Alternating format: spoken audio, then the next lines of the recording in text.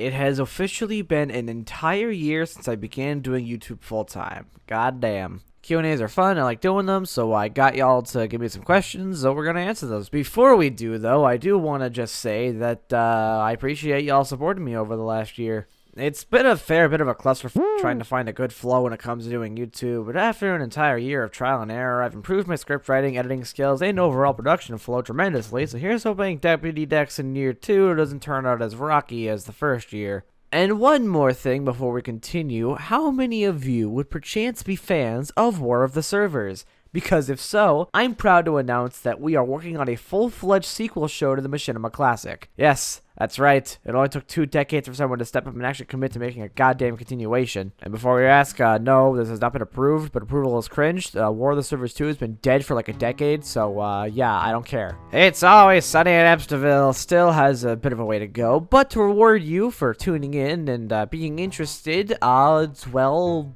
take a look. Here's a first peek. Good afternoon, sir. I'm just checking in with... Oh, it's you. Hey, Marianne. Arian, sorry, God. I thought you worked at the PD. Shift ended there. I got 2 jobs. Well, that's gotta suck. Yeah, can you imagine? 'Cause it does. Are you enjoying your food today? Yeah, it's pretty good. Though I do admit there's a bit of an odd aftertaste. Oh, well, that would be the 5 pounds of napalm they put in it, sir.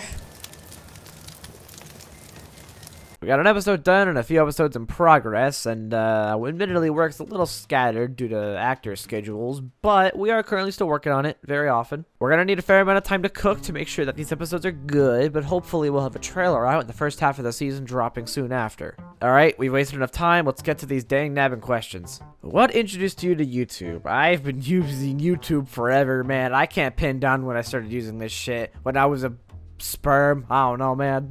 What do you mean Scout? I've always liked high mobility, high damage builds and classes in games. Scout was simple enough to start with for me, and he basically met all the criteria that I needed in a character, plus he's just really entertaining. What is your Scout loadout? I use the Prohibition Opposition with the Brimmed Bootlegger and the Brooklyn Booties, and for weapons I usually just use a scattergun of some kind, the Luger Morph, and the Objector. What inspired you to become a YouTuber? Dad, mainly just other YouTubers. Markiplier, Steak Bentley, Muselk, Soundsmith, Purposeless Rabbit Holes, Miss Breezy, all those cool guys. How do you get your war paint? My current war paint is the Factory New Blackout. It's a bit pricey though, so watch your wallet. Okay, maybe not that pricey. I just really like money. Will you ever do TF2 streams? Maybe. I don't know if anybody would ever want to watch those, and I do want to stream other things that aren't TF2. But if people are interested, well, hey, I'll do it, I suppose. Let me know if y'all want it. Why'd you decide to make content 7 years after you created this channel? Well, technically your channel gets made when you make an account, so I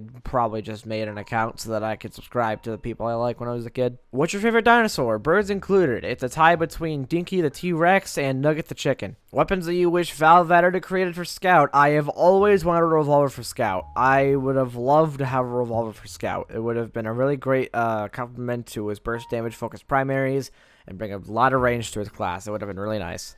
Too bad we're never gonna get it.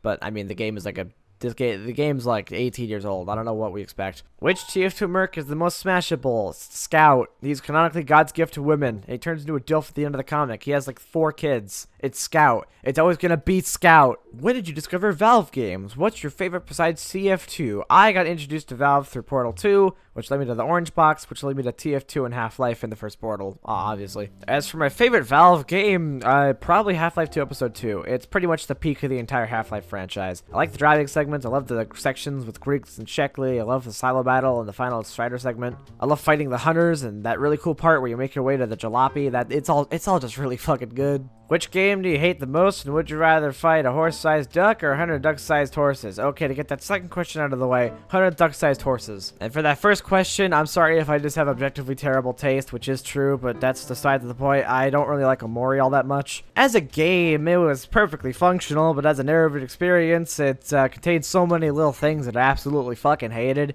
and I couldn't really enjoy it as much as other people did. Mediocre representation and oversimplification of mental issues and struggles, moral complexity that flip-flops on a whim to best suit the needs of the plot, a literal deus ex machina to unfuck the moral corner it writes itself into post-plot twist, And the fact that most of its framework is just straight up yoinked from other better games that do everything it does just but better makes things a lot worse in my eyes. The twist is insane, headspace is fucking long and bloated, and the main characters are fucking Columbo villains. Like, I'm 99% sure this game only exists to sell t-shirts to autistic people. What's an underrated scout loadout that you wish was buffed? I don't know if I could give you an entire combo of weapons that I think could be buffed, because I don't think Scout has too much real combo potential when it comes to his weapons, but I can give you a list of weapons that I think should get buffed. The Babyface's blaster is violently okay, the Bionic Atomic Punch is pretty useless, the Candy Cane, the Sandman could use reworks, and okay, I know y'all fucking hate the Sun on a Stick for some reason, but it's fine. I don't think it really needs anything. It's just fucking mid. What game universe would you live in and why? Well, I've always liked the idea of being a merchant in a Fallout game. Selling shit, always protected, constant sorts of caps, and usually based out of a settlement of some kind. Maybe I'd be a firearms salesman. Guns sound cool. What is your favorite kind of dystopia? Well, I can't really figure out what kind of dystopia category We Happy Few fits into, but whatever it is, fits that. It's a strange, trippy flavor of dystopia, able to simultaneously be goofy and over the top while also being pretty dark and disturbing. I struggle to call We Happy Few a good game, but I'll be damned if I don't really fucking like it. If only Randy Pitchford didn't release it in a half-buggy state, permanently damaging its reputation, making it a complete laughingstock in the whole gaming medium. Now nobody wants to fucking play it because Greaseman Randy Pitchford tainted it with his fucking grease hands.